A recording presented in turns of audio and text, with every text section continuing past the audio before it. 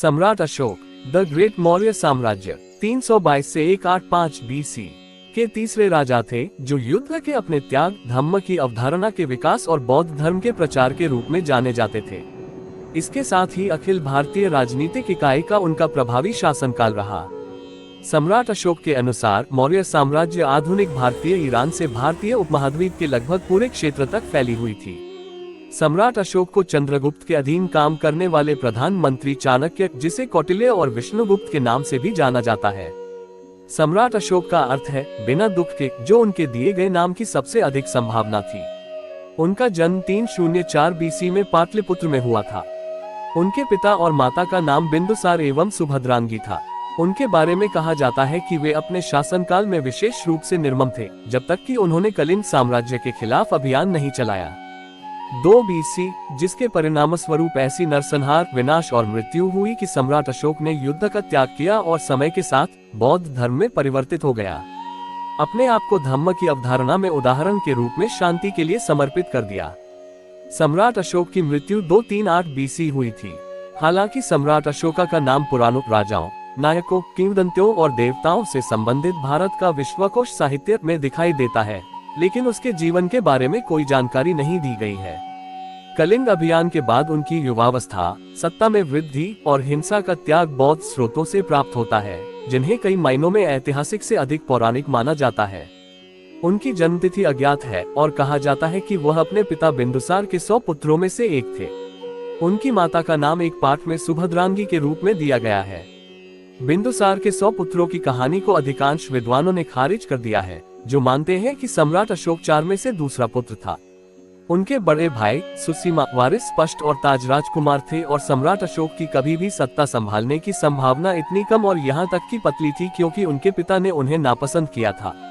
उन्हें उच्च शिक्षित किया गया था, मार्शल आर्ट में प्रशिक्षित किया गया था। भले ही उन्हें सिंहासन के लिए उम्मीदवार नहीं माना जाता था, वे बस शाही बेटों में से एक के रूप में थे। द अर्थशास्त्र समाज से संबंधित कई अलग अलग विषयों को कवर करने वाला एक ग्रंथ है, लेकिन मुख्य रूप से राजनीतिक विज्ञान पर एक मैनुअल है जो प्रभावी ढंग से शासन करने के लिए निर्देश प्रदान करता है। इसका श्रेय चंद्रगुप्त के प्रधानमंत्री चाणक्य को दिया जाता है, जिन्होंने चंद्रगुप्त को राजा बनने के लिए चुना और प्रशिक्षित किया। जब चंद्रगुप्त ने बिंदुसार के पक्ष में त्याग दिया, तो कहा जाता है कि बाद में उन्हें अर्थशास्त्री के रूप में प्रशिक्षित किया गया था और इसलिए निश्चित रूप से उनके बेटे होंगे। जब सम्राट अशोक 18 वर्ष की आयु के आसपास थे, तो उन्हें विद्रोह करने के लिए पाटलिपुत्र की राजधानी से तक्षशिला भेजा गया था। एक किंवदंती के अनुसार बिंदुसार ने अपने बेटे को एक सेना प्रदान की, लेकिन कोई हथियार नहीं था। हथियार अलौकिक साधनों द्वारा बाद में प्रदान किए गए थे। इसी किंवदंती का दावा है कि सम्राट अशोक उन लोगों के लिए दयालु थे जो उसके आगमन पर अपनी बाहें बिछाते थे। अशोक स्तंभ और बौद्ध स्तूप।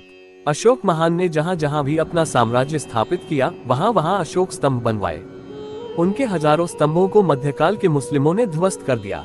इसके अलावा उन्होंने हजारों बौद्ध स्तूपों का निर्माण भी करवाया था। अपने धर्मलेखों के स्तंभ आदि पर अंकन के लिए उन्होंने ब्राह्मी और खरोष्ठी 2 लिपियों का उपयोग किया था। कहते हैं कि उन्होंने 3 वर्ष के अंतर्गत 84,000 स्तूपों का निर्माण कराया था।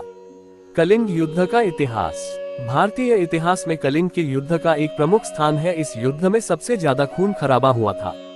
ये युद्ध महान मौर्य सम्राट अशोक और राजा अनंत पद्मनाभन के बीच 262 बीसी में कलिंग, जो आज ओडिशा राज्य है, लड़ा गया था। अशोक ने युद्ध में राजा अनंत पद्मनाभन को पराजित किया, जिसके परिणामस्वरूप कलिंग पर विजय प्राप्त की और मौर्य साम्राज्य में इसको मिला लिया। इस युद्ध के परिणाम विनाशकारी थे। मौर्य सम्राट अशोक ने अंततः शांति का मार्ग चुना और बौद्ध धर्म को अपनाया। कलिंग युद्ध में हुए नरसंहार तथा विजित देश की जनता के कष्ट ने अशोक की अंतरात्मा को झकझोर दिया। सबसे अंत में अशोक ने कलिंग वासियों पर आक्रमण किया और उन्हें पूरी तरह कुचल कर रख दिया। कलहन की राजतरंगिणी के अनुसार अशोक के इष्टदेव शिव थे, लेकिन अशोक युद्ध के बाद अब शांति और मोक्ष चाहते थे और उस काल में बौद्ध धर्म अपने चरम पर था। युद्ध की विनाशलीला ने सम्राट को शोकाकुल बना दिया और वह प्रायश्चित करने के प्रयत्न में बौद्ध विचारधारा की ओर आकर्षित हुए। अशोक महान ने बौद्ध धर्म का प्रचार भारत के अलावा श्रीलंका, अफगानिस्तान, पश्चिम एशिया, मिस्र तथा यूनान में भी करवाया।